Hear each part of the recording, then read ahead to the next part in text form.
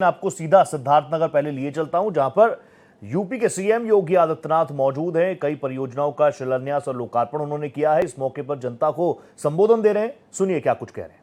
सेंधमारी करने का वो समय समाप्त, जब लोगों में कहावत थी कि देख सपाई बिटिया घबराई, अब सपा का नहीं, अब ये राष्ट्रवादी डबल इंजन सरकार का समय है।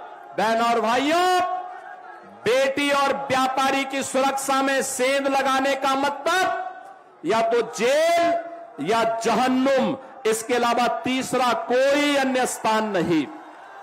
आज गरीब को राशन मिल रहा है। प्रदेश में 16 करोड़ गरीबों को राशन, 10 करोड़ गरीबों के लिए आयुष्मान भारत की सुविधा, 5 लाख रुपए की हर वर्ष उपचार की किसी भी पैनल्ड हॉस्पिटल में जाके उपचार करा सकता है। 65 लाख गरीबों को हमने प्रदेश के अंदर आवास दिया है और 6 लाख और स्वीकृत कर दिए हैं।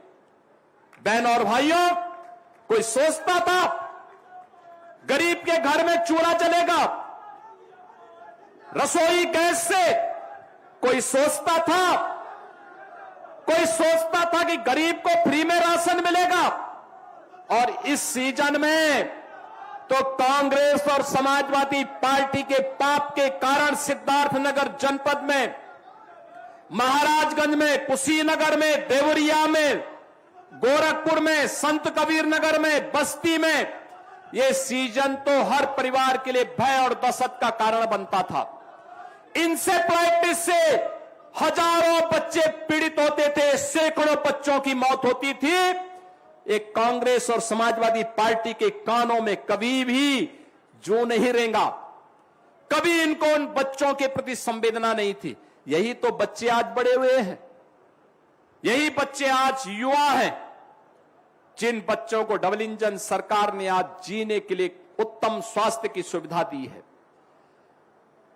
आजादी के पहले से लेकर के 2017 तक यूपी में केवल 41 मेडिकल कॉलेज बने थे। और बहनों और भाइयों, पिछले 9 वर्ष में यूपी के अंदर हमने 83 मेडिकल कॉलेज बनाए हैं। यह संख्या 83 पहुंची है। यह बताता है कि सरकार में करने की इच्छा शक्ति होती है तो सरकार कर सकती है। अब वही प्रक्रिया आगे बढ़ाने के लिए सिद्धार्थनगर जनपद, जो आज आकांक्षात्मक जनपद से उभर करके विकास के पायदान पर अग्रणी जनपद के रूप में अपने आप को स्थापित किया है, एक इंडस्ट्रियल कॉरिडोर के निर्माण के लिए भी हम लोगों ने भूमि अधिग्रहण की कार्रवाई को आगे बढ़ाया है। बहनों और भाइयों, ये विकास की प्रक्रिया निरंतर चलेगी और उस प्रक्रिया को आगे बढ़ाने के लिए आज मुझे बांसी के अंदर आने का अवसर प्राप्त हुआ है। मैं आप सभी का आह्वान करूंगा, आपने 2024 में श्री जगदंबिका पाल जी को सांसद बनाया।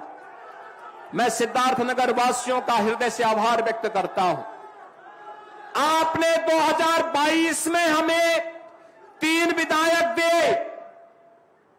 विकास के कार्यों को गति हम बढ़ाते हैं, लेकिन आप जानते हैं कि समाजवादी पार्टी के एजेंडे में विकास नहीं है। विकास होता तो अभी हाल ही में विधानसभा के सत्र को ये लोग बाधित नहीं करते। आप सोचो, हमने 59,000 करोड़ का एक अनुपूरक बजट हम लेकर के आए थे। 59,000 करोड़ में युवा के लिए, महिला के लिए, गरीब के लिए, किसान के लिए हम पैसा लेकर के आए थे। आशा वर्कर के लिए, आंगनबाड़ी के लिए, गांव के चौकीदार के लिए, रसोइया के लिए और कोटेदार के लिए भी इंसेंटिव बढ़ाने के लिए हमने धनराशि की व्यवस्था की थी। समाजवादी पार्टी ने उसमें रोड़े अटकाए थे। बहनों और भाइयों, अगर डुमरियागंज और इटवा में भी कमल खिला होता तो एक गति आगे बढ़ी होती, बहुत तेजी के साथ आगे बढ़ी होती, विकास घर घर आया होता। लेकिन मैं आज सबसे कहना चाहता हूं, मेरे संज्ञान में आया है कि यहां पे बांसी से मिठुअल मार्ग क्षतिग्रस्त है।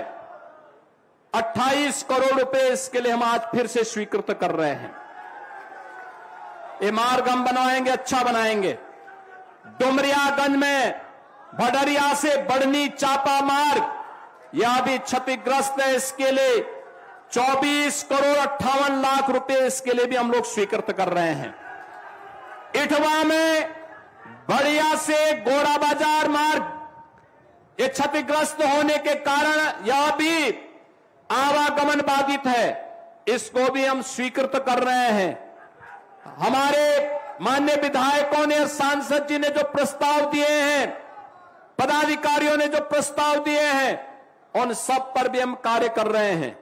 मैं आज आपको आह्वान करने के लिए आया हूं, बहनों और भाइयों, एक सकारात्मक भाव के साथ, बिना भेदभाव के शासन की योजना को हर गरीब, हर गांव, हर किसान और हर नौजवान तक पहुंचाने के लिए प्रतिबद्ध ये डबल इंजन की सरकार आज जिस मजबूती के साथ कार्य कर रही है, क्रांतिकारियों के सपनों को, स्वाधीनता संग्राम सेनानियों के सपने को साकार करने के लिए आप सभी इस अभियान का हिस्सा बने।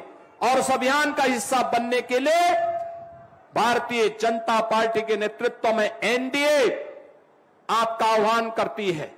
आपका आशीर्वाद अगर इन लोगों को प्राप्त होगा तो आपको विकास के लिए, रोजगार के लिए, स्किलिंग के लिए, निवेश के लिए भटकना नहीं पड़ेगा। कल्याणकारी योजनाओं के लिए भटकना नहीं पड़ेगा। सुरक्षा और सुशासन के लिए मोहताज नहीं होना पड़ेगा।